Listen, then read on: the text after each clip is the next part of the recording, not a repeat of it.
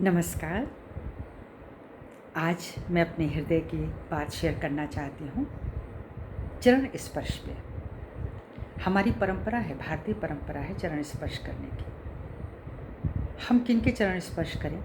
जब आप योग में प्रवृत्त हो जाते हैं तो आपसे कहा जाता है कि सबके चरण स्पर्श मत कीजिए। उसके पीछे कारण होता है कि योग में प्रवृत्त व्यक्ति यह जान जाता है कि किनके पास चैतन्य है, परम चैतन्य, और किसके पास नहीं है। सभी पंच महाभूति के अवतार हैं, लेकिन फिर भी वो अपने आत्मा स्वरूप में जो तपस्या करते हैं उससे एक चैतन्य बनता है कॉस्मिक एनर्जी के साथ। जैसे वो गुरु कहलाते हैं, सद्गुरु हैं, आपके गुरु हैं, जो आपको प्रेम दान देता है, जो आपका भरण पोषण करता है, जिनका चरित्र सुंदर है, आप उनके चरण छुएं।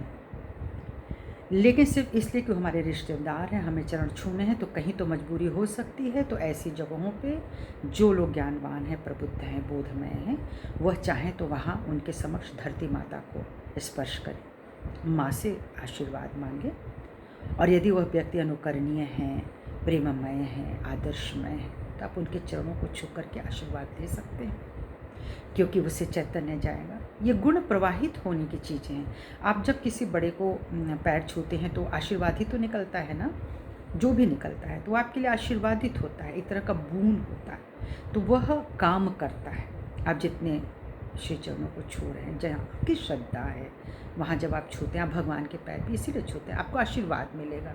सदैव प्रसन्न रहो, चरित्रवान बनो, आगे बनो, ईमानदार बनो, यही सब आपको मिलेगा।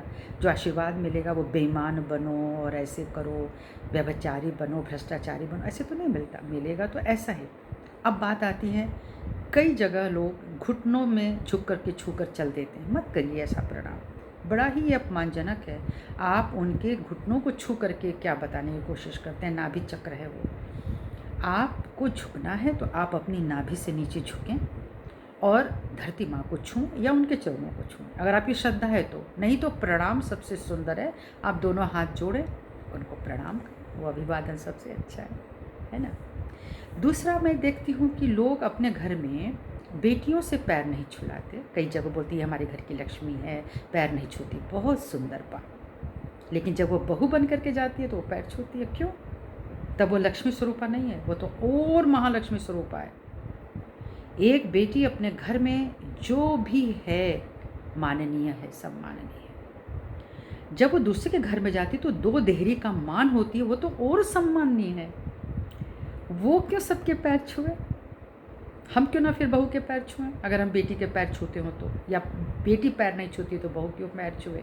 जो कॉन्सेप्ट है वो क्या सोच करके बना होगा? बहू है तो सबके पैर छुए, पूरे घर का आशीर्वाद। कितने लोग दिल से आशीर्वाद देते हैं, और वो बहू कितनों को जानती है कि व्यक्ति उतना सम्माननीय है कि नहीं। वो सिर्फ एक रिश्तेदारी के, देखो तुम्हारी ये है, तुम्हारी वो, ठीक है, उसने कर लिया। लेकिन जिस दिन वो ये बात समझ गई कि यह व्यक्ति अनुकरणीय नहीं या सम्माननीय नहीं है, उसका मन नहीं करेगा पैर छूने का, तो वो क्या करे? मैं उससे यही कहना चाहती हूँ, धरती माँ को छू लो, माँ धरती को बारंबार प्रणाम करो, उनसे आशीर्वाद मांगो। उस धीरज का, श्रद्धा का, सम्मान का वो मिलेगा। किसी का अपमान तो हमें करना ही नहीं है। लेकिन चरण स्पर्श पर बहुत सारी बातें होती आई हैं, और जब भी आप किसी गहन संस्था में जाते हैं तो वहाँ भी मना किया जाता है कि सबके श्री चरण छूने का मतलब है, यानी चरण छूने का मतलब है कि आप उसकी गरिमा अपने भीतर ले रहे हैं। क्या वह इस लायक है कि उसकी गरिमा को अपने भीतर धारण किया जाए? और उसके खोखले आशीर्वाद को, जिसमें उसका चरित्र ही नहीं है, वह खोखला आशीर्वाद मेरे किस काम आएगा? इसलिए संभलें, सतर्क रहें। आप जाने किसके चरण छूने हैं तो आप छुएं।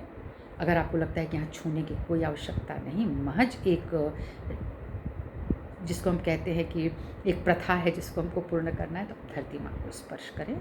ऐसा कुछ लोगों ने पूछा था और अंतस में चल रहा था कि विभिन्नताएं भी क्यों हैं, और घुटनों में झुक करके चरण स्पर्श करने का कोई अर्थ नहीं बनता है। तो कृपा करके जो लोग ऐसा करते हैं वो ऐसा ना करें, वो हाथ जोड़ के प्रणाम करें, या फिर अगर कोई माननीय है जिनको प्रेम करते हैं, श्रद्धा करते हैं, तो वहाँ पे चरण छुआ जा सकता है। सभी को मेरा हृदय से प्रणाम।